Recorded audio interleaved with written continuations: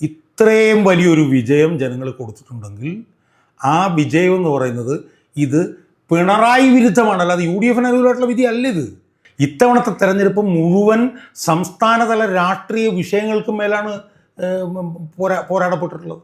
പ്രാദേശിക വിഷയങ്ങൾ കൊണ്ടാണെങ്കിൽ ഇത്തവണ CPM ജയിക്കേണ്ടതാണ്. കാരണം 10 വർഷമായിട്ട് അവർ അധികാരത്തിൽ ഇരിക്കുകയാണ് കണ്ടിന്യൂസ് ആയിട്ട്.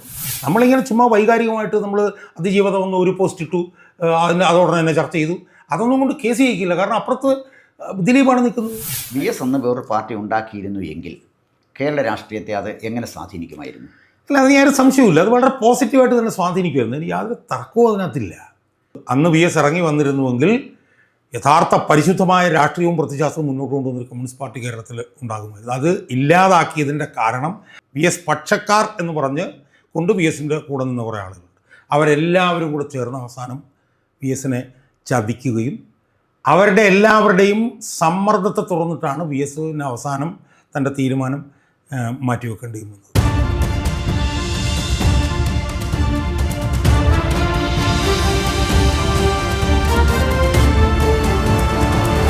ശ്രീ ഷാജഹാൻ, താങ്കൾ ഒരു ബോൺ കമ്മ്യൂണിസ്റ്റാണ്. ബോൺ കമ്മ്യൂണിസ്റ്റ് എന്ന് പറഞ്ഞാൽ കമ്മ്യൂണിസ്റ്റ് കുടുംബത്തിൽ ജനിച്ച് വളർന്ന കമ്മ്യൂണിസ്റ്റായിട്ട് ജീവിക്കുന്ന ആളാണ്. താങ്കൾ എന്തിനാണ് ഇത്ര രൂക്ഷമായി ഇടതുപക്ഷ ഗവൺമെൻറ്റിനെയും മാർക്സിസ്റ്റ് പാർട്ടിയും എതിർക്കുന്നത്? എന്താണെന്ന് വെച്ചാൽ, കമ്മ്യൂണിസ്റ്റുകാരൻ എന്ന് പറയുമ്പം അടിസ്ഥാനപരമായ ഒരു കലർപ്പില്ലാത്ത കമ്മ്യൂണിസ്റ്റുകാരനാണെങ്കിൽ ഒരു കാരണവശാലും ഈ ഗവൺമെൻറ്റിനെ സപ്പോർട്ട് ചെയ്യാൻ പറ്റില്ല, പിന്തുണയ്ക്കാൻ പറ്റില്ല. അതിൻ്റെ കാരണം എന്ന് വെച്ചാൽ കമ്മ്യൂണിസ്റ്റ് പാർട്ടിയുടെ അല്ലെങ്കിൽ ഒരു കമ്മ്യൂണിസ്റ്റുകാരനാക്കുന്ന അതിൻ്റെ ഒരംശവും ഈ പാർട്ടിയിലുമില്ല, ഈ ഗവൺമെൻറ്റിലുമില്ല. അപ്പോൾ സ്വാഭാവികമായും നമ്മളൊരു കമ്മ്യൂണിസ്റ്റുകാരനായിട്ടാണ് ജീവിക്കുന്നതെങ്കിൽ, നമ്മളൊരു കമ്മ്യൂണിസ്റ്റുകാരനായിട്ട് തുടരണമെന്നാണ് നമ്മുടെ ആഗ്രഹമെങ്കിൽ, നമുക്കൊരിക്കലും ഈ ഗവൺമെൻറ്റിനെ അല്ലെങ്കിൽ ഈ പാർട്ടിയെ കമ്മ്യൂണിസ്റ്റ് പാർട്ടിയായിട്ട് നമുക്ക് കരുതാൻ കഴിയില്ല. കമ്മ്യൂണിസ്റ്റുകാരനാണെങ്കിൽ ഇതിനെ എതിർക്കുക എന്നുള്ളതാണ്, അല്ലെങ്കിൽ പിന്നെ കമ്മ്യൂണിസ്റ്റുകാരനല്ല എന്നുള്ളതാണ്. അപ്പോൾ ഈ പാർട്ടിയെ സംബന്ധിച്ചിടത്തോളം ഈ ഒരു ഗവൺമെൻറ്റും ഇപ്പോഴത്തെ സ്ഥിതിയിലാണോ കമ്മ്യൂണിസ്റ്റ് പാർട്ടിക്ക് അപജയം പറ്റിയത്, അതോ ഇതിനു മുമ്പായി കമ്മ്യൂണിസ്റ്റ് പാർട്ടി പ്രിൻസിപ്പിളിൽ ഒതുങ്ങി നിന്നാണോ പോയത്? അല്ല, ഈ പാർട്ടി പിന്നെ അതിൻ്റെ രാഷ്ട്രീയത്തിലും പ്രത്യശാസ്ത്രത്തിലൊക്കെ ഒതുങ്ങി നിന്ന് പതിറ്റാണ്ടുകൾ കേരളത്തിൽ പ്രവർത്തിച്ചു എന്ന് വിശ്വസിക്കുന്ന ഒരാളാണ് ഞാൻ. അതായത് ഏതാണ്ട് 90കളുടെ മധ്യം വരെ, അല്ലെങ്കിൽ ഈ നായനാരുടെ 96-2001 കാലഘട്ടത്തിലെ ഗവൺമെൻറ്റിൻ്റെ സമയത്താണ് ഈ പാർട്ടിയിലും ഗവൺമെൻറ്റിലും അപജയം തുടങ്ങുന്നത്. നായനാരുടെ ആ ഗവൺമെൻറ് തീരാറായപ്പോഴത്തേക്കും അഴിമതിയും കാര്യങ്ങളൊക്കെ കാര്യമായിട്ട് വന്നു. എന്നാൽ 2000ൻ്റെ മധ്യം മുതലാണ് ഈ പാർട്ടി അതിഭീകരമായി ഇന്ന് കാണുന്ന നിലയിലേക്ക് കൂപ്പുകുത്തിയതിൻ്റെ തുടക്കം ഉണ്ടായത് 2000ൻ്റെ മധ്യത്തിലാണ്. അത് നമ്മൾ പരിശോധിച്ച് നോക്കിക്കഴിഞ്ഞാൽ ആ 2000ൻ്റെ മധ്യത്തിലാണ് ഈ പാർട്ടിയെ ഇത്രയും നശിപ്പിച്ച ലാവ്ലിൻ കേസ് എന്ന് പറഞ്ഞിട്ടൊരു കേസ് ഉത്ഭവിക്കുന്നത്. 2000 മുതൽ അച്ചുവാർന്ന് എടുത്തുകൊണ്ട് വന്നെങ്കിൽ 2007 ലാവ്ലിൻ കേസിൽ പിണറായി വിജയൻ ഉൾപ്പെടെ പ്രതിയാക്കിക്കൊണ്ടൊരു വിധി കേരളത്തിലെ ഹൈക്കോടതിയുടെ ഡിവിഷൻ ബെഞ്ചിൽ നിന്ന് വരുന്നത്. അന്ന് മുതലാണ് ഈ പാർട്ടിയുടെ ഇന്ന് കാണുന്ന ഒരു ചീഞ്ഞ് പൂത്ത് നാറിയ ഒരവസ്ഥയിലേക്ക് ഈ പാർട്ടി വരാനുള്ള പ്രധാനപ്പെട്ട കാരണം അതാണ്. എന്താണെന്ന് ചോദിച്ചാൽ, ആ പാർട്ടിയുടെ അന്നത്തെ സംസ്ഥാന സെക്രട്ടറി ആയിരുന്ന ആൾ ആ അഴിമതി കേസിൽ പ്രതിയായി. അത് ഇന്ത്യയുടെ കമ്മ്യൂണിസ്റ്റ് പാർട്ടിയുടെ CPMൻ്റെ ഒന്നും ചരിത്രത്തിൽ അങ്ങനെ ഇല്ല. ഉദാഹരണത്തിന് നമ്മളൊന്ന് ഓർത്ത് നോക്കണം, 90കളുടെ തുടക്കത്തിൽ ഐക്യമുന്നണി മന്ത്രിസഭ കേന്ദ്രത്തിലുണ്ടായിരുന്ന സമയത്ത് അന്ന് ഐക്യമുന്നണിയുടെ ചെയർമാൻ എന്ന് പറയുന്നത് ലല്ലു പ്രസാദ് യാദവ് ആയിരുന്നു. എന്നാൽ ബീഹാർ മുഖ്യമന്ത്രിയായിരുന്നു. അപ്പോൾ അന്ന് CPM അതിനകത്ത് വലിയൊരു റോള് വഹിക്കുന്നൊരു സാധനമായിരുന്നു. അന്ന് ഹർകേഷ് സിംഗ് സുർജിത്തായിരുന്നു CPMൻ്റെ ജനറൽ സെക്രട്ടറി. അന്ന് കാലിത്തീറ്റ കുംഭകോണം CBI അന്വേഷിക്കുകയും അന്ന് ഈ ലല്ലു പ്രസാദ് യാദവ് അതിൽ കുറ്റക്കാരനാണെന്ന് കണ്ടുപിടിക്കുകയും ചെയ്തപ്പോൾ അന്ന് ഹർകേഷ് സിംഗ് സുർജിത്ത് ആണ് ആദ്യമായി ഈ ഐക്യമുന്നണിയുടെ ചെയർമാൻ സ്ഥാനം രാജിവെക്കണമെന്ന് ആവശ്യപ്പെടുന്നത്. ആ പാരമ്പര്യമുള്ള പാർട്ടിയിലാണ് 2000ൻ്റെ മധ്യത്തിൽ അവരുടെ പാർട്ടിയുടെ പോളിറ്റ് ബ്യൂറോ അംഗം തന്നെ 374.5 കോടി രൂപയുടെ ഒരു അഴിമതി കേസിൽ പ്രതിയാകും. അപ്പോൾ അങ്ങനെ പ്രതിയായപ്പോൾ പിണറായി വിജയന് മനസ്സിലായി ഇതുവരെ ഉണ്ടായിരുന്ന മുഴുവൻ കെട്ടും പൊട്ടിച്ചു വിട്ടില്ലെങ്കിൽ, അതായത് മോള് മുതൽ താഴെത്തട്ട് വരെയുള്ള അണികളെ അഴിമതിക്കാരാക്കാതെ അവരെ അഴിമതിയിൽ മുക്കാതെ അവരുടെ മുക്കും വായുവൊക്കെ അഴിമതിയിൽ ഇങ്ങനെ മുക്കി പിടിക്കാതെ തനിക്ക് ആ സ്ഥാനത്ത് നിന്ന് തുടരാൻ കഴിയില്ല എന്ന് മനസ്സിലാക്കിയ പിണറായി വിജയൻ അന്ന് മുതൽ ഇതിൻ്റെ കെട്ടങ്ങ് പൊട്ടിച്ചു കൊടുത്തു, അയാൾക്ക് ആ സ്ഥാനത്ത് നിൽക്കാൻ വേണ്ടി.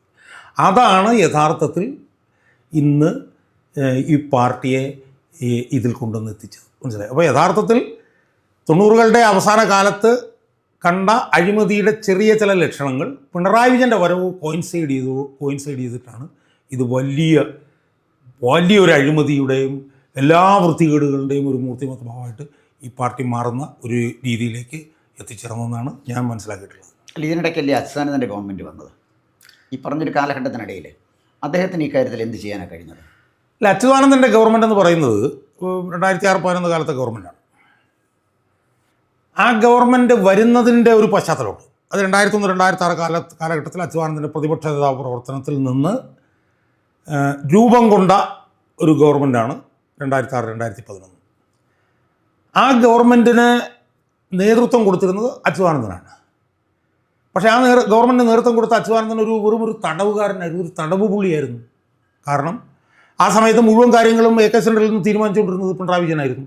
ഫയലിൽ ഇൻഡു മാർക്കറ്റ് വിടും, അവിടെ ഒപ്പിടുക എന്നുള്ള പണി മാത്രമേ ഉള്ളൂ. പക്ഷേ എന്തൊക്കെ ആയിരുന്നെങ്കിലും, ഇപ്പോൾ notwithstanding all that നമ്മൾ ഇംഗ്ലീഷിൽ പറയും, എന്തൊക്കെ ആയിരുന്നെങ്കിലും ആ 2006-11 കാലഘട്ടത്തിൽ തടവുകാരനായിരുന്നിട്ട് പോലും അച്യുതാനന്ദന് ഒരുപാട് കാര്യങ്ങൾ അന്ന് പരിമിതിക്കുള്ളിൽ നിന്ന് ചെയ്യാൻ കഴിഞ്ഞു. ഏറ്റവും പ്രധാനപ്പെട്ട ഒരു കാര്യം അച്യുതാനന്ദൻ ചെയ്തു കഴിഞ്ഞാൽ അഴിമതി എന്ന് പറഞ്ഞിട്ടുള്ള ഈ ഒരു ദുർഭൂതത്തെ വലിയൊരളവ് വരെ ആ 5 വർഷക്കാലം തടഞ്ഞു നിർത്താൻ അച്യുതാനന്ദന് കഴിഞ്ഞു. അതാണ് അച്യുതാനന്ദൻ്റെ ആ കാലഘട്ടത്തിലെ ഏറ്റവും വലിയൊരു നേട്ടവും ഒരു രചിതരേഖയുമായിട്ട് നമ്മൾ കാണേണ്ടത്. അച്യുതാനന്ദൻ വളരെ ധീരനായ ഒരു നേതാവ് തന്നെയാണ്, അതിന് സംശയിക്കേണ്ട കാര്യമില്ല. അദ്ദേഹത്തിനോടല്ല ഡ്യൂ റെസ്പെക്റ്റോടും കൂടി ഞാൻ ചോദിക്കുന്നൊരു ചോദ്യം, താങ്കൾ അച്യുതാനന്ദനോട് വളരെ അടുത്ത ബന്ധം പുലർത്തിയിരുന്ന ഒരാളാണ്. എനിക്ക് തോന്നുന്നത് 2015 തോന്നുന്നു ആലപ്പുഴ സമ്മേളനം നടക്കുന്നത്. ആലപ്പുഴ സമ്മേളനം നടക്കുമ്പോഴേ അദ്ദേഹത്തെ വേദിയിലിരുത്തി വളരെ മോശമായി അൺപാർലമെൻ്ററിയായി വിമർശിക്കുകയായിരുന്നു. എന്നാൽ ഞാൻ മനസ്സിലാക്കുന്നത് പ്രകാശ് കാരാട്ടൊക്കെ സുസ്മേരവദനായിട്ട് ഇരുന്ന് കേൾക്കുകയാണ്. എന്തുകൊണ്ട് അച്യുതാനന്ദൻ ധീരനായി പുറത്തിറങ്ങി വന്ന് ഈ പാർട്ടിയിലുണ്ടായ അപജയത്തിനെതിരെ കലാപക്കൊടി ഉയർത്തില്ല? അതൊരു കമ്മ്യൂണിസ്റ്റുകാരൻ്റെ ധർമ്മമല്ലേ? ഇല്ല, അത് അവിടെയാണ് അച്യുതാനന്ദന് ഏറ്റവും വലിയൊരു വീഴ്ച സംഭവിച്ചത് എന്ന് വിശ്വസിക്കുന്നവരാണ് ഞങ്ങൾ കുറച്ച് പേരുണ്ട്. ഞാനത് പലപ്പോഴും പറഞ്ഞിട്ടുണ്ട്. VS ഞങ്ങളോടൊക്കെ VS ഇതിനകത്ത് നിന്ന് വിടും എന്ന് അർത്ഥശങ്കയ്ക്കിടയില്ലാത്ത വിധം ഞങ്ങളൊക്കെ പറഞ്ഞിട്ടുണ്ട്. എന്നോടും ഉമേഷ് ബാബുവിനോടും G ശക്തിധരനോടും ഒക്കെ പറഞ്ഞിട്ടുണ്ട്. യഥാർത്ഥത്തിൽ ഗോകുമാർ ഓർമ്മയുണ്ടാവും, ജനശക്തി എന്ന് പറഞ്ഞൊരു ആഴ്ചപ്പതിപ്പ് ശക്തിധരൻ തുടങ്ങിയത് തന്നെ ഒരു സംവിധാനം ഇതിനകത്ത് ഉണ്ടായി കഴിയുമ്പോൾ അതിൻ്റെ മുഖപത്രമായി പ്രവർത്തിക്കണം എന്ന് ഉള്ള ധാരണ VS അച്യുതാനന്ദനുമായി സംസാരിച്ചുണ്ടാക്കിയതിനെ തുറന്നിട്ടാണ് ജനശക്തി ആരംഭിച്ചത് തന്നെ. മനസ്സിലായി? ഞാനും ശക്തിധരനൊക്കെ ഉള്ളപ്പോഴാണ്. മനസ്സിലായി? അപ്പോൾ VSനെ സംബന്ധിച്ചിടത്തോളം VS ഒരു സംശയവും വേണ്ട ഇതിനകത്ത് നിന്ന് പോരും എന്നുള്ള ദൃഢനിശ്ചയമായിരുന്നു VSന് ഉണ്ടായിരുന്നത്. പക്ഷേ VSനോടൊപ്പം അതിനകത്ത് നിന്ന് കുറേ ആളുകളുണ്ട്. VS പക്ഷക്കാർ എന്ന് പറഞ്ഞ് കൊണ്ട് VSൻ്റെ കൂടെ നിന്ന് കുറേ ആളുകളുണ്ട്. അവരെല്ലാവരും കൂടെ ചേർന്ന് അവസാനം VSനെ ചതിക്കുകയും അവരുടെ എല്ലാവരുടെയും സമ്മർദ്ദത്തെ തുറന്നിട്ടാണ് VSന് അവസാനം തൻ്റെ തീരുമാനം മാറ്റിവെക്കേണ്ടി വന്നത്. മനസ്സിലായോ? ആ യഥാർത്ഥത്തിൽ ഉമേഷ് ബാബുവിനെ പോലുള്ള ആളുകൾ പറയുന്നത് VS അന്ന് ഈ പാർട്ടിയിൽ നിന്ന് പോന്നിരുന്നെങ്കിൽ കണ്ണൂരിൽ പോലും VSന് ഭൂരിപക്ഷം കിട്ടുമായിരുന്നു എന്നാണ് ഉമേഷ് ബാബു എന്നൊക്കെ പറഞ്ഞ എൻ്റെ സുഹൃത്തുക്കളൊക്കെ ഇപ്പോഴും പറയുന്നത്. പക്ഷേ ഈ VSൻ്റെ കൂടെ നിന്ന് കുറേ സോക്കോൾഡ് കുറേ VS പക്ഷം എന്ന് പറഞ്ഞിട്ട് കുറേ അവസരവാദികളുണ്ട്. ഞാൻ അവരുടെ പേരുകൾ പറയുന്നില്ല, കാരണം പലരും എൻ്റെ സുഹൃത്തുക്കളായിരുന്നു. അവരൊക്കെ തീർത്തും അവസരവാദികളായിരുന്നു. ആ അവസരവാദികളാണ് ശരിക്കും VSനെ തകർക്കുകയും ഇല്ലാതാക്കുകയും ഒക്കെ ചെയ്തത്. അന്ന് VS ഇറങ്ങി വന്നിരുന്നുവെങ്കിൽ യഥാർത്ഥ പരിശുദ്ധമായ രാഷ്ട്രീയവും പ്രത്യശാസ്ത്രവും മുന്നോട്ട് കൊണ്ടുവന്നൊരു കമ്മ്യൂണിസ്റ്റ് പാർട്ടി കേരളത്തിൽ ഉണ്ടാകുമായിരുന്നു. അത് ഇല്ലാതാക്കിയതിൻ്റെ കാരണം അന്ന് VS പക്ഷക്കാരെന്ന് പറഞ്ഞ് VSനോടൊപ്പം നിന്ന് അതിൻ്റെ നേട്ടം മുഴുവൻ അനുഭവിച്ച കുറേ സംസ്ഥാനതല നേതാക്കന്മാരാണ്. അല്ല, VSനോടൊപ്പം നിന്ന് അന്നത്തെ അതിൻ്റെ അവസരവാദികളായ നേതാക്കന്മാരെന്ന് താങ്കൾ പറഞ്ഞത് അതൊക്കെ ആയിക്കോട്ടെ. 1964 പാർട്ടി പിളരുമ്പോഴേ CPMഉം CPIയുമായിട്ട് പിളരുകയാണ്. പാർട്ടിയിലെ പ്രമുഖ നേതാക്കന്മാരെല്ലാം CPIയിലായിരുന്നു. CPMൽ ആളുകൾ കുറവായിരുന്നു. പക്ഷേ നേതാക്കന്മാരെ കൊണ്ടല്ലല്ലോ CPM വളർന്നു വന്നത്. CPI നേതാക്കന്മാരാൽ സമൃദ്ധവുമായിരുന്നു. അപ്പോൾ അച്യുതാനന്ദൻ എന്ന് പറഞ്ഞ ഒരു വ്യക്തി, അതായത് ഇപ്പം ചൈനയിലാണെങ്കിൽ മാവോ സേതൂങ്ങാണ് കലാപം നടത്തിയത്, അല്ലെങ്കിൽ അതിന് കലാപ നേതൃത്വം നൽകിയത്. ഹോച്ചിമിനാണ് വിയറ്റ്നാമിൽ നേതൃത്വം കൊടുത്തത്. റഷ്യയിലേക്ക് പോയാൽ അത് ലെനിനാണ്. ലെനിൻ്റെ കാലശേഷം അപജയം ഉണ്ടായി, അത് മറ്റൊരു കാര്യം. അപ്പോൾ അത് ലെനിൻ സെൻറ്റേഡാണിത്. ലോകത്തിലെ ഏത് രാജ്യം എടുത്താലും ഒരു കമ്മ്യൂണിസ്റ്റ് പാർട്ടി നേതാവിനെ കേന്ദ്രീകരിച്ച് തന്നെയാണ് ആ രാജ്യത്ത് മാറ്റമുണ്ടായിട്ടുള്ളതും കമ്മ്യൂണിസ്റ്റ് പാർട്ടികൾ മുന്നോട്ട് നീങ്ങിയിട്ടുള്ളതും. ധീരമായ ഒരു തീരുമാനമെടുക്കേണ്ട സന്ദർഭത്തിൽ എന്തുകൊണ്ട് ഒരു ഭീരുവായി അച്യുതാനന്ദൻ മാറി എന്നാണ് ഞാൻ ചോദിച്ചത്. അല്ല, അതൊരു വിമർശനമായിട്ട് തന്നെ ഞങ്ങളെപ്പോലുള്ള വി എസിൻ്റെ ഏറ്റവും അടുത്തു നിന്നവരൊക്കെ പറയുന്നതാണ്. പക്ഷേ വി എസിൻ്റെ ചില പരിമിതികൾ കൂടി നമ്മൾ കാണണം. വി എസിൻ്റെ ഏറ്റവും പ്രധാനപ്പെട്ട പരിമിതി എന്ന് പറയുന്നത് വി എസിൻ്റെ പ്രായമായിരുന്നു. വി എസ് ശരിക്കും പോരാട്ടം ആരംഭിച്ചു എന്ന് പറയുന്നത് ഏതാണ്ട് 80-81 വയസ്സിലാണ്. മനസ്സിലായി. വി എസ് ഇറങ്ങി വരണമെന്ന് പറയുന്ന സമയത്ത് വി എസ് 90-ന് മുകളിലാണ്. മനസ്സിലായി. അപ്പോൾ പ്രായമെന്ന് പറയുന്ന ഒരു സാധനമുണ്ട്. അത് പറഞ്ഞാണ് അദ്ദേഹത്തെ നിരുത്സാഹപ്പെടുത്തുകയും പിന്തിരിപ്പിക്കുകയൊക്കെ ചെയ്തത്. മനസ്സിലായി. അപ്പോൾ ഒന്ന് പ്രായം, രണ്ട് ആ പ്രായത്തിലും അന്ന് വരെ വി എസിൻ്റെ കൂടെ നിന്നിരുന്നവരെല്ലാം തന്നെ വി എസിനെ ഇതിനകത്ത് തന്നെ നിൽക്കണം എന്ന് പ്രേരിപ്പിക്കുന്നു. അപ്പോൾ വി എസ് നോക്കുമ്പോൾ വി എസിന് പ്രായം നെഗറ്റീവാണ്, കൂടെ ഉള്ളവർ നിരുത്സാഹപ്പെടുത്തും. അതോടൊപ്പം തന്നെ ഉള്ള ഒരു പ്രധാനപ്പെട്ട നിരുത്സാഹപ്പെടുത്തലിൻ്റെ ഘടകം വി എസിൻ്റെ കുടുംബമായിരുന്നു. കാരണം പ്രായം കൂടിക്കഴിഞ്ഞാൽ നിങ്ങൾക്ക് കുടുംബത്തെ ആശ്രയിച്ച് ജീവിക്കാൻ പറ്റുള്ളൂ. ആ കുടുംബവും വി എസിനെ വലിയ തോതിൽ നിരുത്സാഹപ്പെടുത്തി. അപ്പോൾ വി എസ് നോക്കുമ്പോൾ വി എസിൻ്റെ മുന്നിൽ പരിമിതികൾ മാത്രമേ ഉള്ളൂ. മനസ്സിലായി. ചില എന്തൊക്കെ പറഞ്ഞു കഴിഞ്ഞാലും കൂടെ കുറേ ആളുകൾ ഇത് സംഘടിപ്പിക്കാൻ വേണമല്ലോ. വി എസ് പക്ഷം അവരെല്ലാവരും ഒന്നടങ്കം വി എസിന് ഇതിനെതിരെ നിരുത്സാഹപ്പെടുത്തുന്നു. അപ്പോൾ ഇതെല്ലാം കൂടെ നോക്കുമ്പോൾ അതിൽ ഏറ്റവും പ്രധാനപ്പെട്ട ഘടകം, ഇപ്പോൾ കൊച്ചിമീൻ ഇതുപോലുള്ള ആളുകളിൽ എന്നൊക്കെ ആയിട്ട് കമ്പയർ ചെയ്യുമ്പോൾ വി എസിനുണ്ടായിരുന്ന ഏറ്റവും പ്രധാനപ്പെട്ട ഒരു നെഗറ്റീവ് ഘടകം എന്ന് പറയുന്നത് പ്രായമായിരുന്നു. മനസ്സിലായി. അപ്പോൾ അത് എല്ലാം കൂടെ വന്നു കഴിഞ്ഞപ്പോഴത്തേക്കും നിൽക്കാൻ പറ്റാത്തൊരു സ്ഥിതി വന്നുപോയി. പക്ഷേ ആ ഒരു ക്രൂഷ്യൽ തീരുമാനമാണ് നമ്മളെ ഇന്നത്തെ ഈ പടുകുഴിയിൽ കൊണ്ടുവന്ന് ചാടിച്ചിരിക്കുന്നത് എന്നുള്ള കാര്യത്തിൽ ഒരു സംശയവും എനിക്കില്ല. ഒരു ഹൈപ്പോത്തറ്റിക്കൽ ക്വസ്റ്റ്യനാണ്. വി എസ് അന്ന് വേറൊരു പാർട്ടി ഉണ്ടാക്കിയിരുന്നു എങ്കിൽ കേരള രാഷ്ട്രീയത്തെ അത് എങ്ങനെ സ്വാധീനിക്കുമായിരുന്നു? അല്ല, അത് ഞാനൊരു സംശയമില്ല. അത് വളരെ പോസിറ്റീവായിട്ട് തന്നെ സ്വാധീനിക്കുമായിരുന്നു. എനിക്ക് യാതൊരു തർക്കവും അതിനകത്തില്ല. കാരണം നമ്മൾ ഈ 2001-2006 കാലഘട്ടം എടുത്ത് നോക്കുക, അതുവരെ ഉണ്ടായിരുന്ന കേരള രാഷ്ട്രീയം എടുത്ത് നോക്കുക. ആ 2001-2006 കാലഘട്ടത്തിൽ അച്യുതാനന്ദൻ ആഴത്തിലും പരപ്പിലും കേരള രാഷ്ട്രീയത്തിൽ വരുത്തിയ ഒരു സമൂലമായിട്ടുള്ളൊരു അഴിച്ചുപണിയുണ്ട്. ആ അഴിച്ചുപണി എന്ന് പറയുന്നത് അതൊരു അബ്സല്യൂട്ട് അഴിച്ചുപണിയായിരുന്നു. അതാണ് നമ്മളിപ്പോൾ രാഷ്ട്രീയം എന്ന് പറഞ്ഞാൽ രാഷ്ട്രീയത്തിൽ ഈ റിലേറ്റീവ് എന്നല്ലേ നമ്മൾ കേട്ടിട്ടുള്ളൂ. പക്ഷേ അബ്സല്യൂട്ടായിരുന്നത് ചില അഴിമതിക്കെതിരായി അബ്സല്യൂട്ടായിട്ടുള്ള പോരാട്ടം, പരിസ്ഥിതി തകർച്ചയ്ക്കെതിരായി അബ്സല്യൂട്ടായിട്ടുള്ള പോരാട്ടം, മനുഷ്യാവകാശ ലംഘനങ്ങൾക്കെതിരായിട്ടുള്ള, അപ്പോൾ അതെല്ലാം ഒരു അബ്സല്യൂട്ട് പോരാട്ടം. അബ്സല്യൂട്ട് എന്ന് പറഞ്ഞാൽ കേരള രാഷ്ട്രീയത്തിൽ അങ്ങനെ നമ്മൾ കേട്ടിട്ടുള്ള ഒരു കാര്യമല്ല. പക്ഷേ അഴിമതിക്കെതിരെ എന്ന് പറഞ്ഞാൽ എല്ലാത്തിനും അഴിമതിക്കെതിരെയും ഉള്ള പോരാട്ടം. ഇപ്പോൾ ഞാൻ തന്നെ വ്യക്തിപരമായ എൻ്റെ അനുഭവം എടുത്ത് നോക്കിയാൽ അന്ന് ഈ പറഞ്ഞ പോലെ യൂട്യൂബും ഇത് സാധനങ്ങളൊന്നുമില്ല. ഏതാണ്ട് 10,300 പ്രസ്താവനകളാണ് 5 വർഷക്കാലം ഇറക്കിയിട്ടുള്ളത്. 1,300ഓളം പ്രസ്താവനകൾ, ഒരു 300 പത്രസമ്മേളനങ്ങൾ, എല്ലാ ആഴ്ചയിലും ദേശാമാനിൽ കോളം. മനസ്സിലായി. അപ്പോൾ ഇതിൽ ഒരു വിഷയത്തിൽ പോലും വി എസിൻ്റെ അടുത്ത് ചെല്ലുമ്പോൾ വി എസ് ഇതിപ്പോൾ വേണ്ട കേട്ടോ ഷാജൻ, അത് 2 ദിവസം കഴിയട്ടെ പറഞ്ഞിട്ടില്ല. അതുകൊണ്ടാണ് ഞാൻ അബ്സല്യൂട്ട് എന്ന് പറയുന്നത്. ഒരൊറ്റ പ്രസ്താവന പോലും അതിൽ നിന്ന് നമുക്കത് കൊടുത്തു കഴിഞ്ഞാൽ തന്നെ ഇന്ന പ്രശ്നമുണ്ട് കേട്ടോ, അത് നമുക്ക് പറഞ്ഞിട്ടില്ല. അന്ന് അയാളുടെ മകന് അന്ന് ഓൺലൈൻ ലോട്ടറിയായിട്ട് ബന്ധമുണ്ടെന്ന് പറഞ്ഞിട്ട് വലിയ ആരോപണമുണ്ട്. ആ വിഷയത്തിൽ പോലും വി എസ് എൻ്റെ കൂടെ വന്നത്. അപ്പോൾ അതുകൊണ്ട് ഈ രാഷ്ട്രീയത്തിലൊരു ഒരു നടക്കാൻ ഒരിക്കലും സാധ്യതയില്ല എന്ന് തോന്നുന്ന കാര്യങ്ങളാണ് 5 വർഷക്കാലമായിട്ട് അയാൾ നടത്തിക്കൊണ്ട് വന്നത്. മനസ്സിലായി. അപ്പോൾ ആ സാഹചര്യത്തിൽ അച്യുതാനന്ദൻ വേറൊരു സംവിധാനത്തിൽ നിന്നിരുന്നുവെങ്കിൽ ഒരു സംശയവും വേണ്ട, വളരെ പരിശുദ്ധമായിട്ടുള്ള ഇപ്പം നമ്മൾ അച്യുതാനന്ദൻ്റെ അഴിമതിക്കെതിരായിട്ടുള്ള പോരാട്ടത്തിന് എടുത്ത് നോക്കൂ. 20 വർഷം പോരാടിയിട്ടാണ് ബാലകൃഷ്ണ പിള്ള അകത്താക്കിയത്. അതിനകത്തുള്ളൊരു കൺസിസ്റ്റൻസി ഉണ്ടല്ലോ. ഞാനതൊക്കെ വി എസ് അച്യുതാനന്ദനിൽ നിന്ന് അബ്സോർബ് ചെയ്യാനായിട്ട് ഇംപ്രൂവൈസ് ചെയ്യാനായിട്ട് ഞാനൊക്കെ ആഗ്രഹിക്കുന്നത് ആ കൺസിസ്റ്റൻസിയാണ്. അത് ചെറിയൊരു സാധനമാണ്. ആലോചിച്ച് നോക്കി, ബാലകൃഷ്ണ പിള്ള 20 വർഷം കഴിഞ്ഞ് ജയിലിലാക്കി. ജയിലിൽ കിടക്കുമ്പോഴും ബാലകൃഷ്ണ പിള്ള അതിനകത്ത് പുറത്തേക്ക് വരാൻ അതിനെതിരെയും സുപ്രീം കോടതി പോയി. ഇപ്പോൾ ഓൺലൈൻ ലോട്ടറി, ഞാനത് ഇപ്പോഴൊക്കെ ആലോചിക്കും. എനിക്ക് സത്യം പറഞ്ഞാൽ വി എസ് അച്യുതാനന്ദനോട് അന്നത്തെ ജീവിതം എനിക്കിപ്പോഴും തിരിച്ചറിവുകളാണ് തന്നുകൊണ്ടിരിക്കുന്നത്. ഞാനാണ് ആദ്യം വി എസ് എടുത്തിട്ട് ഒരു അനുഭവം പറയുന്നത്. അതായത് ശക്തികുളങ്ങരയിൽ ഒരു തൊഴിലാളിയും അയാളുടെ ഭാര്യയും കൂടെ ആത്മഹത്യ ചെയ്തു. അവർ ആത്മഹത്യ ചെയ്യുന്നത് ഒരു കട്ടിൽ പോലൊരു സാധനമില്ല, അത് 1.5 ലക്ഷം രൂപയുടെ ലോട്ടറി ടിക്കറ്റാണ്. ആ 1.5 ലക്ഷം രൂപയുടെ ഓൺലൈൻ ലോട്ടറി ടിക്കറ്റ് മുകളിലാണ് അവർ ആത്മഹത്യ ചെയ്ത് കിടക്കുന്നത്. ഇത് പറഞ്ഞുകൊണ്ടാണ് വി എസിനെ ഞാൻ ഈ ഓൺലൈൻ ലോട്ടറിക്കെതിരായിട്ടുള്ള സമരത്തിലേക്ക് ഇറക്കിക്കൊണ്ടുവരുന്നത്. അവസാനം എന്ത് സംഭവിച്ചു? അവസാനം സുപ്രീം കോടതിയിൽ ചെന്ന് ഉമ്മൻചാണ്ടി മുഖ്യമന്ത്രി ആയിരിക്കുമ്പോൾ വി എസ് ആണെന്ന് ഓൺലൈൻ ലോട്ടറി നിരോധിപ്പിച്ചത്. അതൊക്കെ എനിക്ക് തിരിച്ചറിവ് വരുന്നത് ഇപ്പോഴത്തെ ദിലീപിൻ്റെ ഈ കേസുമായി ബന്ധപ്പെട്ട് ഇപ്പം ഞാൻ ചിന്തിക്കുമ്പോഴാണ്. ദിലീപിൻ്റെ ഈ കേസുമായി ബന്ധപ്പെട്ട് ചിന്തിക്കുമ്പോഴത്തേക്കും ദിലീപ് പിന്നെ മറ്റേ അതിജീവിതം അറിയാമല്ലോ. യഥാർത്ഥത്തിൽ എന്താ സംഭവിച്ചത്? യഥാർത്ഥത്തിൽ ഈ കേസ് നടത്തിപ്പിലുള്ള ദയനീയമായിട്ടുള്ള പരാജയമാണ് ആ അതിജീവിതം ഇവിടം വരെ എത്തിയത്. അന്ന് വി എസ് എന്താ ചെയ്യുന്നത്? അവിടെയൊക്കെ എനിക്ക് തിരിച്ചറിയുക. അന്ന് വി എസ് എന്താ ചെയ്യുന്നത്? ഇപ്പോൾ ഓൺലൈൻ ലോട്ടറി സംബന്ധിച്ച് അഫിഡവിറ്റ് ഉണ്ടാക്കുന്ന IAS കാരൻ സുരേഷ് കുമാറുണ്ട്, ഒരു അജിത് പ്രകാശ് എന്ന് പറഞ്ഞിട്ട് ഒരു വക്കീലുണ്ട്, അനിൽകുമാർ എന്ന് പറഞ്ഞൊരു വക്കീൽ. ഇവർ 3 പേരും കൂടി ഇരുന്നിട്ടാണ് അഫിഡവിറ്റ് തയ്യാറാക്കുന്നത്. 10-15-20 ദിവസമൊക്കെ എടുത്തത്. അപ്പോൾ അതിന് അത്യാവശ്യം കോർഡിനേഷനൊക്കെ ഞാൻ നടന്നു. ആ അഫിഡവിറ്റ് അപ്പം ആ സമയത്തൊക്കെ വി എസ് പൊതുമണ്ഡലത്തിൽ ഓൺലൈൻ ലോട്ടറിക്കെതിരെ ശക്തമായി പറഞ്ഞുകൊണ്ടിരിക്കുക. സാന്റിയാഗോ മാർട്ടിൻ 5000 കോടി രൂപയുടെ നികുതി വെട്ടിപ്പ് നടത്തി എന്നൊക്കെ പറഞ്ഞുകൊണ്ടിരിക്കുന്നതിന് സമാനമായിട്ടാണ് ഈ നിയമ നടപടികൾ പോകുന്നത്.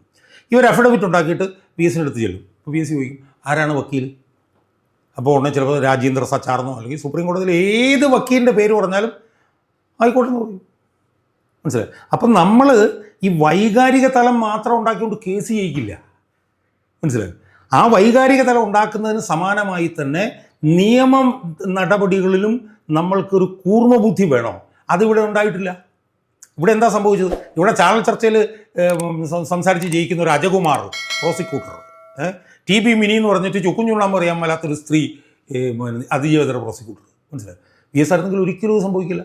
വി എസ് ആയിരുന്നെങ്കിൽ ഈ കേസ് ജയിക്കാൻ വേണ്ടിയിട്ട് ഏറ്റവും പ്രമുഖനായിട്ടുള്ള ഒരാളെ പ്രോസിക്യൂട്ടറായിട്ട് കൊണ്ടുവന്നെ, ഏറ്റവും പ്രമുഖനായിട്ടുള്ള ഒരാളെ അതിജീവിതയുടെ അഭിഭാഷകയായി കൊണ്ടുവന്നെ. അപ്പം ഇതെല്ലാം വി എസിൻ്റെ കാര്യത്തിലുള്ള തിരിച്ചറിവാണ്. മനസ്സിലായി? അപ്പം നമ്മളിങ്ങനെ ചുമ്മാ വൈകാരികമായിട്ട് നമ്മൾ അതിജീവിതം ഒന്ന് ഒരു പോസ്റ്റ് ഇട്ടു, അതോടനെ തന്നെ ചർച്ച ചെയ്തു, അതൊന്നും കൊണ്ട് കേസ് ചെയ്യിക്കില്ല. കാരണം അപ്പുറത്ത് ദിലീപാണ് നിൽക്കുന്നത്. അയാൾ ചെയ്താലും ചെയ്തില്ലെങ്കിലും അയാൾക്ക് പിന്നെ പ്രതിസാരം രക്ഷപ്പെടുന്നുണ്ട്. അപ്പോൾ അപ്പുറത്ത് രാമൻപിള്ള വയ്ക്കുമ്പോഴാണ് ഇപ്പുറത്ത് TB മിനി. വി എസ് ആയിരുന്നെങ്കിൽ ഒരിക്കലും അത് വരില്ല. വി എസ് ആയിരുന്നെങ്കിൽ വല്ല ദുഷ്യന്ത് ദവയോ വല്ല സിദ്ധാർത്ഥ ലുത്രയോ അല്ലെങ്കിൽ വേറെ ആരെങ്കിലും ഒക്കെ വി എസ് കൊണ്ടുവരുന്നു. അപ്പോൾ അതൊക്കെ തന്നെ വി എസിൻ്റെ അന്നത്തെ ജീവിതകാലം നമുക്കൊരു വലിയ തിരിച്ചറിവാണ്. നമ്മൾ വൈകാരിക തലം ഉണ്ടായതുകൊണ്ട് കേസിൽ നമുക്ക് ജയിച്ചു പോകാൻ പറ്റില്ല. ഇപ്പം എന്താ സംഭവിച്ചതെന്ന് പറഞ്ഞാൽ ഇപ്പോൾ ഇതിലായിട്ടൊരു വിധി കിട്ടിക്കഴിഞ്ഞു.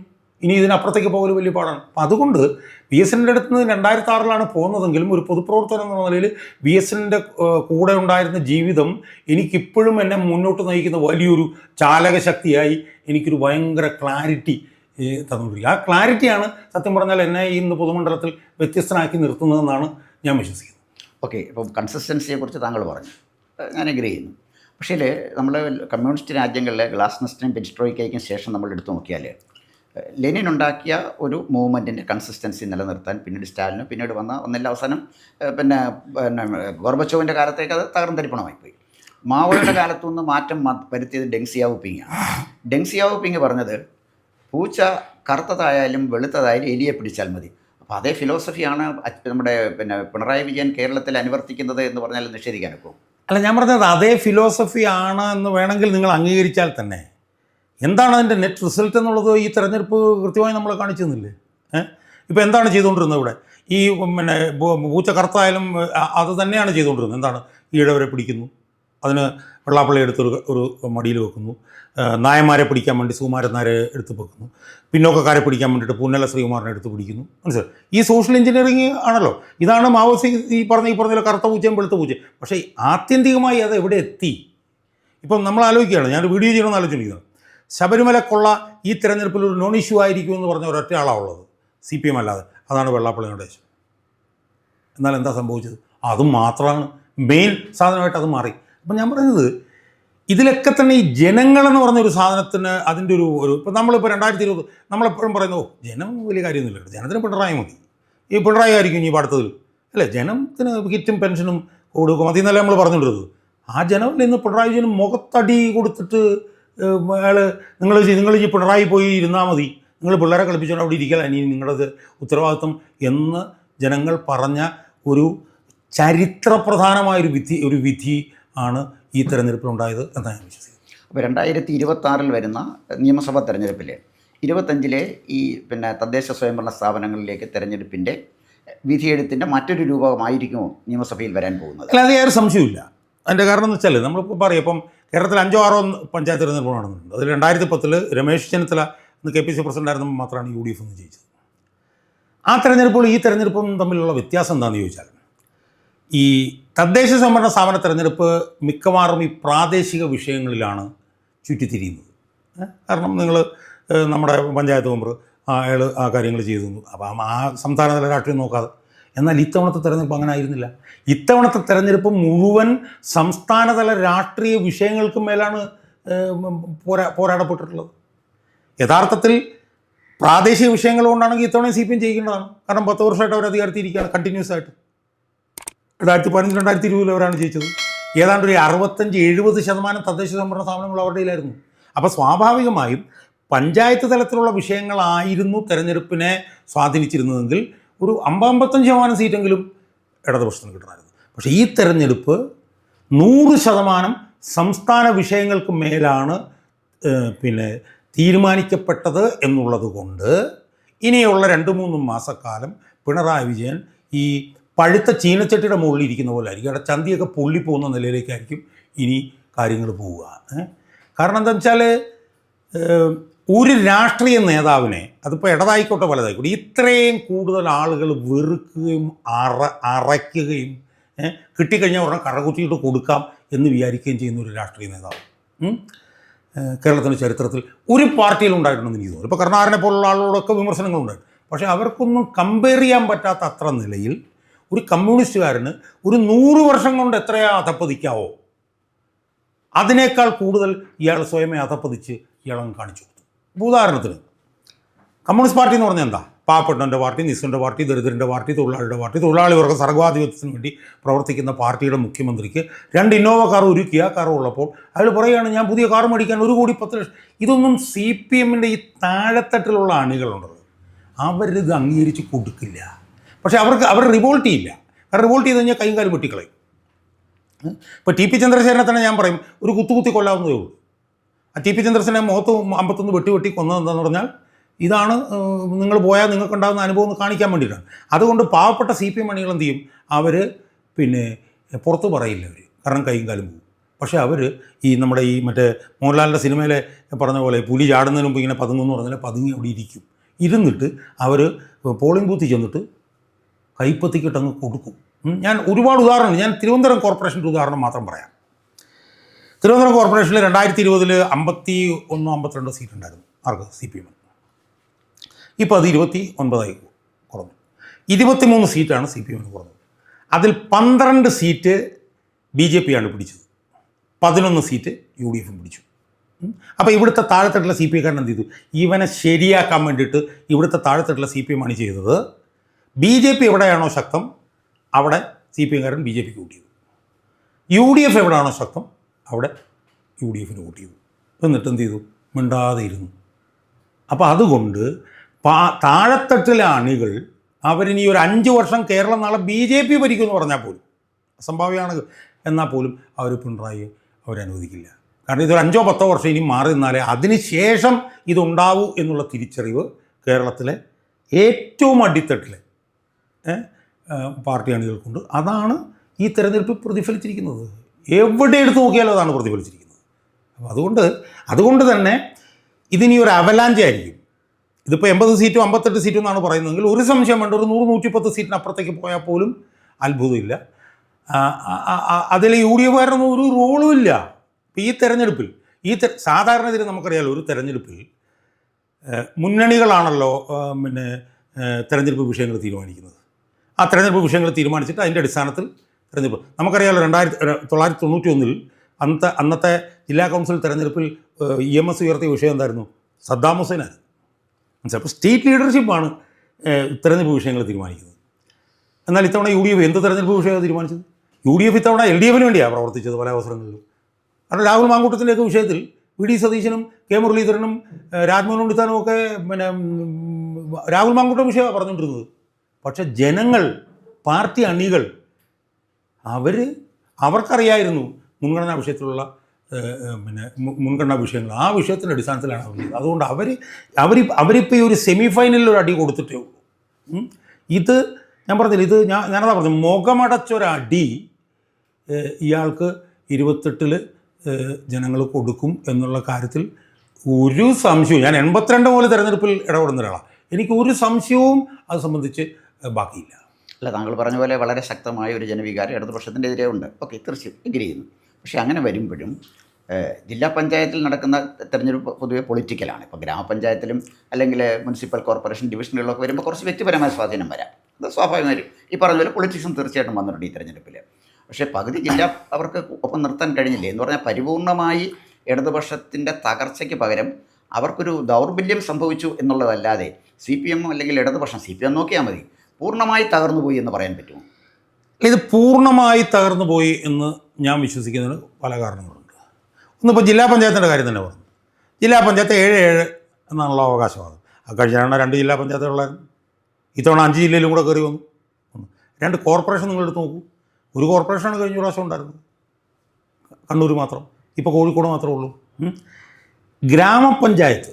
ഗ്രാമപഞ്ചായത്തിലാണല്ലോ CPM ഏറ്റവും കൂടുതൽ അടിത്തട്ടിലുള്ള സ്വാധീനമുള്ളത്. ആ ഗ്രാമപഞ്ചായത്തിലൊക്കെ കോടികളല്ലേ ഓരോ വർഷവും വികസന പ്രവർത്തനം പറഞ്ഞ് ചിലവഴിക്ക് പാർട്ടിക്കാരനൊക്കെ കൊടുത്തുണ്ട്. ആ ഗ്രാമപഞ്ചായത്തിൽ UDFന് കഴിഞ്ഞ തവണ എത്ര ഉണ്ടായിരുന്നു അത്രയും പഞ്ചായത്തുകൾ ഇപ്പോൾ CPMനുള്ളൂ. കഴിഞ്ഞ തവണ 500 ചില്ലാനം പഞ്ചായത്തുകൾ LDFനുണ്ടായിരുന്നു. ഇത്തവണ 500 ചില്ലാനം പഞ്ചായത്തുകൾ UDFനുള്ളത്. കഴിഞ്ഞ തവണ 300 ചില്ലാനായിരുന്നു UDFന്, ഇത്തവണ 300 ചില്ലാണ് LDFനുള്ളത്. അപ്പം അങ്ങനെയൊക്കെ ഒരു റിസൾട്ട് പഞ്ചായത്ത് തലത്തിലും കോർപ്പറേഷൻ തലത്തിലും ഒക്കെ വരാനുള്ള കാരണം എന്താ? നമ്മളിപ്പം മറുഭാഗത്ത് നമ്മളൊന്ന് ചിന്തിച്ച് നോക്കി. ഇത്രയും പഞ്ചായത്തുകൾ കയ്യിലിരിക്കുന്നു. പഞ്ചായത്ത് എന്ന് വെച്ചാൽ അത്രയും ഫണ്ടാണല്ലോ. നമ്മൾ ചിന്തിക്കുന്ന എൻ്റെ അറിവനുസരിച്ച് ഒരു 12,000-13,000 കോടി രൂപയാണ് ലോക്കൽ ബോഡീസിന് എല്ലാ വർഷമുള്ള പ്ലാൻ അലോക്കേഷൻ. 12,000-13,000. ഈ 12,000-13,000 കോടി രൂപയിൽ ഏണ്ട ഒരു 10,000 കോടിയും പിന്നെ ഇടതുപക്ഷത്തിൻ്റെ തദ്ദേശ ഭരണ സ്ഥാപനങ്ങൾ വഴിയാണ് ചെലവഴിച്ചുകൊണ്ടിരുന്നത്. അപ്പോൾ ഓരോ വർഷവും ലോക്കൽ ബോഡീസുമായി ബന്ധപ്പെട്ട് മാത്രം 10,000 കോടി രൂപ ചെലവഴിക്കുന്നു. പിന്നെ സ്റ്റേറ്റ്, പിന്നെ CPMകാർക്ക് ഒരു കൊടുക്കുന്ന എത്രയാണ്. അപ്പോൾ അതുപോലെ ചെലവഴിച്ചുകൊണ്ടിരിക്കുന്നു. 1. 2, 10 വർഷമായി CPM ഭരിക്കുന്നു. 3, കഴിഞ്ഞ ഒക്ടോബർ 29 നടത്തിയ പത്രസമ്മേളനത്തിൽ ഏതാണ്ട് ഒരു 10,000-15,000 കോടി രൂപയുടെ ആനുകൂല്യങ്ങളാണ് പ്രഖ്യാപിച്ചത്. കിറ്റ്, മറ്റേ പെൻഷന്, മറിച്ച് എന്നൊക്കെ പറഞ്ഞിട്ട് അറിയാമല്ലോ. അപ്പോൾ ഇതെല്ലാം ഉണ്ടാകുമ്പോൾ സ്വാഭാവികമായും തങ്ങൾക്കൊരു 50-55% തങ്ങൾ ജയിക്കുന്ന വിചാരിച്ചത്. പിന്നെ മറുഭാഗത്ത് നോക്കുമ്പോൾ കോൺഗ്രസിനകത്ത് തമ്മിലടി, മറിച്ചത് രാഹുൽ മാങ്കൂട്ടം വിഷയം, മറിച്ചത് അല്ലേ. പക്ഷേ എന്താ സംഭവിച്ചത്? എല്ലാ തട്ടിലും, മുഴുവൻ തട്ടുകളിലും സമഗ്രമായി ജനങ്ങളൊരു വിധി പ്രഖ്യാപിച്ച് കൊടുത്തിരിക്കുന്നു എന്ന് പറയുമ്പോൾ അത് പൊളിറ്റിക്കലാണ്. ആ പൊളിറ്റിക്കൽ ആയിട്ടുള്ള വിധി എടുത്ത് കൂടുതൽ ഇനി ശക്തിപ്പെടുക മാത്രമേ ഉള്ളൂ. അപ്പോൾ കോൺഗ്രസിനെ സംബന്ധിച്ചിടത്തോളം കോൺഗ്രസ് ഉണ്ടായിരിക്കുന്ന ഒരു വലിയ ഗുണം എന്ന് പറഞ്ഞാൽ അവർ അടുത്തിട്ട് കംപ്ലീറ്റ് സജീവമായി. അവർക്കൊരു 50% സ്ഥലത്ത് പോലും അവർക്ക് പ്രവർത്തനമില്ലായിരുന്നു കഴിഞ്ഞ 4 വർഷം. ഈ ഈ VD സതീശൻ എന്നൊക്കെ പറഞ്ഞ് ഇയാളെ ഈ കാൽക്കാശിന് കൊള്ളുമെന്നാണ് ഞാൻ ചോദിക്കുന്നത്. നമ്മളൊന്ന് ആലോചിക്കും. ഇപ്പോൾ അതിന് മുമ്പ് 5 വർഷം മുമ്പ് രമേശ് ചെന്നിത്തല ഉണ്ടായിരുന്നു. അയാൾ എന്തുമാത്രം കാര്യങ്ങൾ ചെയ്തു. അയാൾ എത്ര പിണറായി വിജയനെ U-turn അടിപ്പിച്ചു. ഇയാൾ 5 വർഷം ഇരുന്നിട്ട് ഒരു 5,000 പേരുടെ ജാഥ നടത്താൻ ഈ VD സതീശൻ ഇവിടെ കഴിഞ്ഞിട്ടുണ്ടോ? ഒന്ന്, ഏതെങ്കിലും ഒരു വിഷയം കോടതിയിലേക്ക് എടുത്തുകൊണ്ട് പോകാൻ VD സതീശന് കഴിഞ്ഞിട്ടുണ്ടോ? ഈ നിയമസഭയിൽ കിടന്ന് ഈ ഗ്വാഗ്വ വിളിക്കുന്നതല്ല എന്തിനേലും പറ്റും അയാളെ കൊണ്ട്. ഒരു KPC പ്രസിഡന്റ് എന്ന് പറഞ്ഞൊരു മനുഷ്യൻ പാമ്പ് പിടിച്ചതിന് അവിടെ ഇരിപ്പുണ്ട്. അയാളെ മറ്റേ ജയശങ്കർ വക്കീൽ ഫണ്ണി ജയിക്കുമെന്നാണ് വിളിക്കുന്നത്, സണ്ണി ജയിക്കുമെന്നല്ല. അപ്പോൾ ഇത്ര ഈ നിർജീവമായിട്ടുള്ളൊരു പാർട്ടി സംഘടന ഉണ്ടായിരുന്നിട്ട് പോലും ഇത്രയും വലിയൊരു വിജയം ജനങ്ങൾ കൊടുത്തിട്ടുണ്ടെങ്കിൽ ആ വിജയം എന്ന് പറയുന്നത് ഇത് പിണറായി വിരുദ്ധമാണ്, അല്ലാതെ UDFന് അനുകൂലമായിട്ടുള്ള വിധി അല്ല ഇത് പിണറായിയുടെ നേതൃത്വത്തിലുള്ള CPMനും. നിങ്ങളിപ്പോൾ ഒന്ന് ഗോവിന്ദൻ എന്ന് പറഞ്ഞൊരുത്തന്നെ ഇവിടെ ഇരിപ്പുണ്ട്. നിങ്ങളൊന്ന് ആലോചിച്ച് നോക്ക്, ആരൊക്കെ ഇരുന്ന കസേര, Nayanar, VS, CH Kanaran, EMS ഒക്കെ ഇരുന്ന കസേരയിൽ ഒരു ഗോവിന്ദൻ അവിടെ ഇരിക്കുകയാണ്. അയാൾ ഇന്നലെയൊക്കെ പറയുന്ന പൊട്ടത്തരം എന്ന് പറഞ്ഞാൽ ആലോചിച്ച് നോക്കും. ഇപ്പോൾ CPMകാരെന്ന് പറഞ്ഞാൽ നാണിച്ച് തലയെ കൈവെക്കുന്ന നിലയിലുള്ള പൊട്ടത്തരല്ലേ ഉള്ളത്. CPMന്റെ സംസ്ഥാന സെക്രട്ടറിൻ്റെ പ്രസ്താവന കമ്പയർ ചെയ്തിരിക്കുന്നത് 2010 തെരഞ്ഞെടുപ്പുമായിട്ടാണ്. ഒന്ന് ആലോചിച്ച് നോക്കും. അതിനിടയിൽ 2015 കഴിഞ്ഞു, 20 കഴിഞ്ഞു. ഞാൻ പറഞ്ഞ ആ പ്രസ്താവനയിലൊക്കെ ഇപ്പം കമ്മ്യൂണിസ്റ്റ് പാർട്ടിയുടെ ഒരു അടിസ്ഥാന സ്വഭാവമായി നമ്മൾ കാണുന്ന തിരുത്തലാണ്. ഇത്രയും വലിയ അടി മോന്തക്കുറ്റിക്കിട്ട് കിട്ടിയിട്ടും അതിനകത്ത് ഒരു വാക്കെങ്കിലും ഒരു തിരുത്തലിൻ്റെ ലക്ഷണം അതിനകത്ത് നിങ്ങൾക്ക് കാണാൻ പറ്റുമോ? ഇല്ല. അപ്പോൾ അതുകൊണ്ട് സ്വാഭാവികമായി തിരുത്താത്ത പാർട്ടിക്ക് ജനം കൊടുക്കും. ഇപ്പോൾ ശബരിമലയുടെ കാര്യത്തിൽ നമ്മൾ ആലോചിക്കും. ഈ പത്മകുമാർ എന്ന് പറഞ്ഞാൽ ഇപ്പോഴും ജാമ്യം കിട്ടിയിട്ടില്ല. ഇപ്പോഴും അവന് ജാമ്യം കിട്ടിയിട്ടില്ല. അവനെ കിടന്ന് ന്യായീകരിക്കുക. എന്നിട്ട് ചോദിച്ചപ്പോഴത്തേക്ക് ഗോവിന്ദൻ എന്താ പറയുന്നത്? ഞങ്ങളൊക്കെ ജയിലിൽ കിടന്നിട്ടില്ലേ? ഇത് ആലോചിച്ച് നോക്ക്. സ്വർണ്ണം കെട്ടിട്ട് ജയിലിൽ കിടക്കുന്നവനായിട്ട് കമ്പയർ ചെയ്യുമ്പോഴാണ് അവർ ഞങ്ങളൊക്കെ ജയിലിൽ കിടന്നിട്ടാണ് വന്നതെന്ന് പറഞ്ഞിട്ട് പറയുന്നത്. മനസ്സിലായി? ഇപ്പോൾ തോറ്റ് കഴിഞ്ഞിട്ട് ഇന്നലെ കണ്ണൂരൊക്കെ കാണിച്ചെന്താ അടിവാളുമായിട്ട് ചെന്ന് വെട്ടുകയും കുത്തുകയും കൊല്ലുകയും. ഇതൊന്നും പറയുന്നത്തെ പ്രശ്നമില്ല. ഇതൊന്നും നമ്മളിങ്ങോട്ടൊന്നും സംസാരിച്ച പോലെ. ഞാനൊക്കെ VSനോട് ജോലി ചെയ്യുമ്പോഴത്തേക്ക് അന്ന് TV ചാനൽ മാത്രമേ ഉള്ളൂ. അവന്മാരുടെ പോയി കാലും കൈയും പിടിച്ചിട്ടാണ്. ഇന്നതല്ല. ഇന്ന് ഇത് നമ്മുടെ സാധനം ഇരിക്കുകയാണ്. നമ്മൾ എല്ലാം നമ്മൾ അപ്പം തന്നെ കാണുകയാണ്. അപ്പം ഞാൻ തന്നെ ഒരു പ്രതിപക്ഷം നമ്മൾ യൂട്യൂബ് ചാനൽ നടത്തുന്നു. ദിവസം ഒരു വീഡിയോ 2 വീഡിയോ ഒക്കെയാണ് ഞാൻ ചെയ്യാറ്. അതിനിപ്പോൾ തന്നെ ഏതാണ്ട് 2,40,000 സബ്സ്ക്രൈബേഴ്സും 6 കോടി ആളുകൾ അത് കണ്ടിരിക്കുന്നു. ഞാൻ പറഞ്ഞു എനിക്ക് പെൻഷൻ പോലും ഇല്ലാത്തവനാണ്, എനിക്ക് പെൻഷനും ഇല്ലാതെ വാരിക്കും ജോലിയില്ല.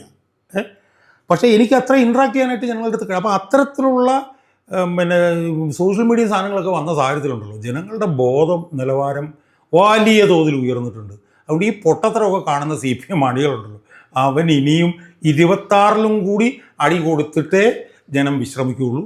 അത് മാരകമായിരിക്കും. അത് പിന്നീട് ഇത് 5 വർഷം 10 വർഷം ഇപ്പോൾ നമ്മൾ ബംഗാളിലെടുത്ത് നോക്കുക.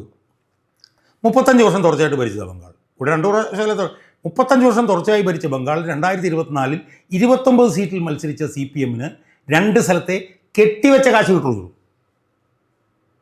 ഇതിനി ഇതൊന്ന് തൂത്തുവാരി അങ്ങ് അസ്തമിക്കണം.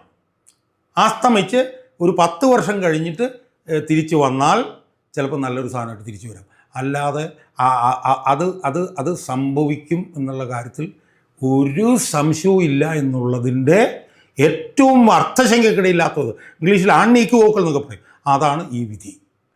അതാണ് 5 തട്ടിലും ജനങ്ങൾ കൊടുത്തിട്ടുള്ള വിധി. അതിനകത്ത് സംശയലേശമന്യേ ജനങ്ങൾ പറഞ്ഞു കഴിഞ്ഞു, ഞങ്ങൾക്ക് നിങ്ങളെ വേണ്ട, നിങ്ങൾ അവിടെ പോയിരുന്നാൽ മതി, ഇനി നിങ്ങൾ ഇവിടെ മുഖ്യമന്ത്രി എന്നും പറഞ്ഞ് ഞങ്ങളുടെ മുമ്പിൽ വേണ്ട എന്ന് ജനം തീരുമാനിച്ചു കഴിഞ്ഞു. അതാണ് ഇവിടെ നമ്മൾ ഈ തെരഞ്ഞെടുപ്പിൽ കണ്ടിട്ടുള്ളത്. കൂടുതൽ വാർത്തകളും വിശേഷങ്ങളും നേരിട്ട് ലഭിക്കാൻ ജനങ്ങളിൽ നിന്ന് ജനങ്ങളിലേക്ക് ജനഭൂമി ന്യൂസ് സബ്സ്ക്രൈബ് ചെയ്യൂ. ബെൽ ബട്ടൺ അമർത്താനും മറക്കരുത്.